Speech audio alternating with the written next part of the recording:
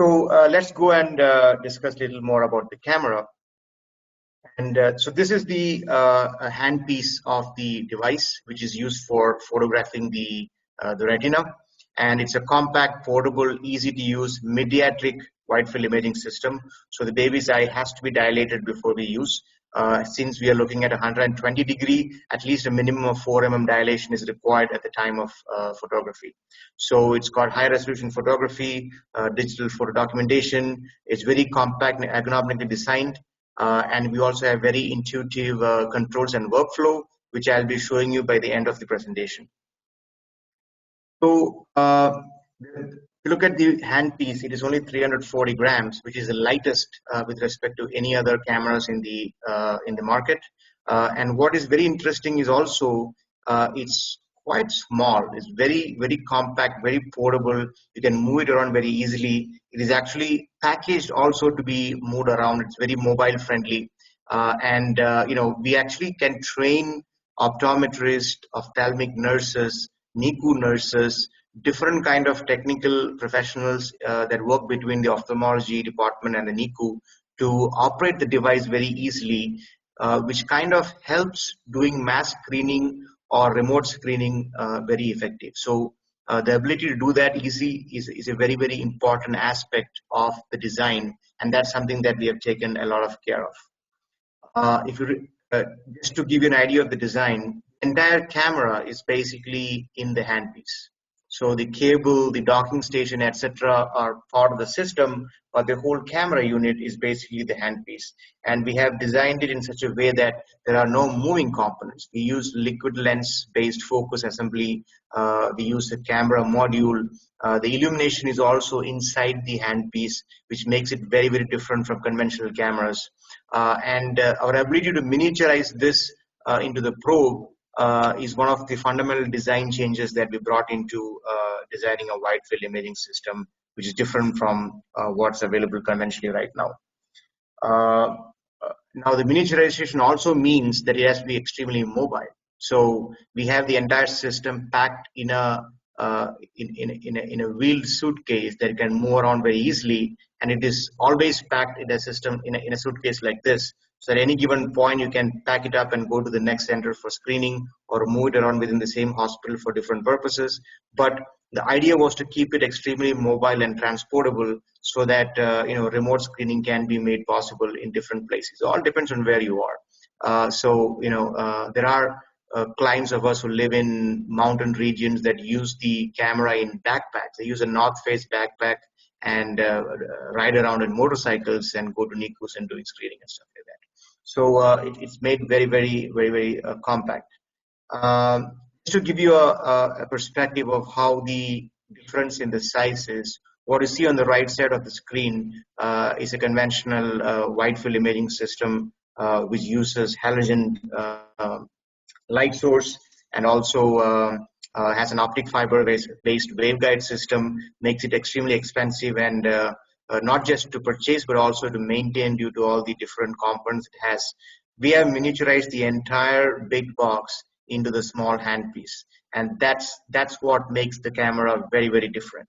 So Neo is completely, the design is reimagined to be used in very versatile conditions. So like I said before, it can be put into a north face bag and moved around on a motorcycle, and also it can be placed on a stand unit in a NICU and pushed around in the hospital in a wheeled stand. So it's built not just for a single purpose but multiple or versatile clinical conditions. And this is something very unique about the system with respect to its compactness, portability, and lightweight. And also the lightweight helps in EC screening. Also the operator won't get very tired holding the camera in the hand because the conventional cameras are more than 1 kilo and this is only 340 grams. So there is a learning curve with respect to how to take photographs of a baby's eye. It is not as easy as using a normal non-contact fundus camera, which is a benchtop fundus camera, which everybody uses for looking into the retina of adults. Photographing the baby is not a very easy task.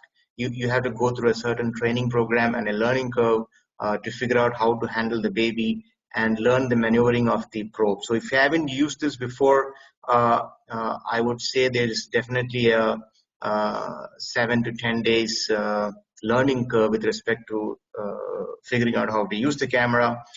We train you how to use the camera using artificial eye, but then you also have to train on the babies, and that takes a little longer because you don't get to have too many babies every day to train on.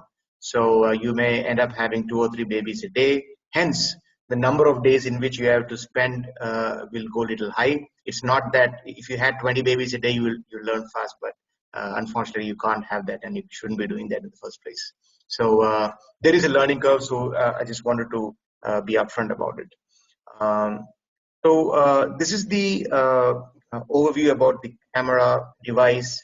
Photo documentation is the most important part.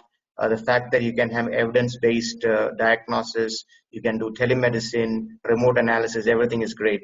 But fundamentally, the primary purpose of this device is to take the photograph of the retina, and that basically drives all the other things. So let's go take a look at some of the photographs that you can capture and why it is important to capture photographs like this.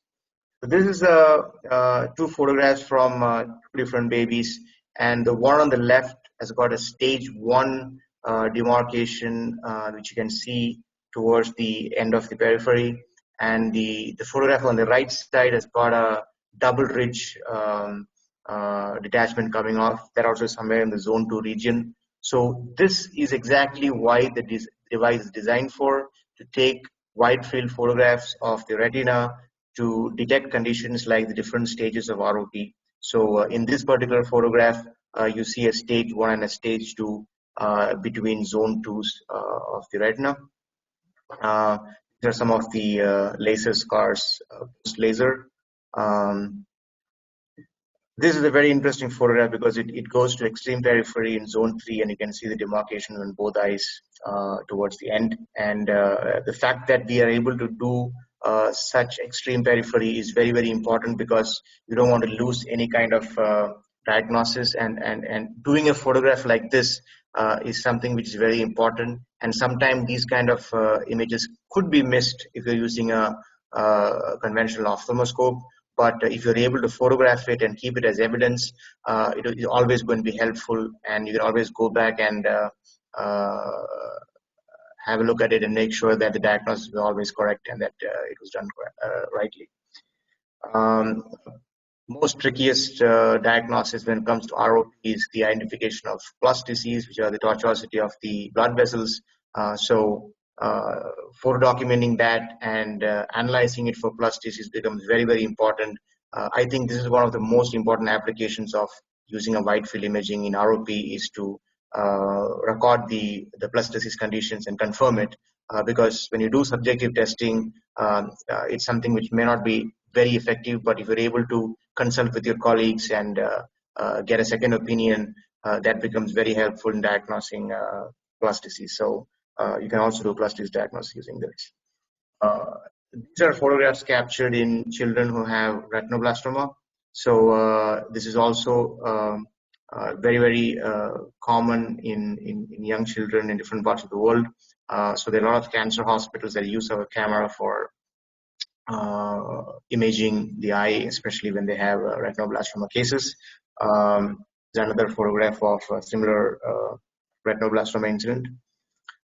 This is an example of Coats disease. That is also something that normally happens in newborns.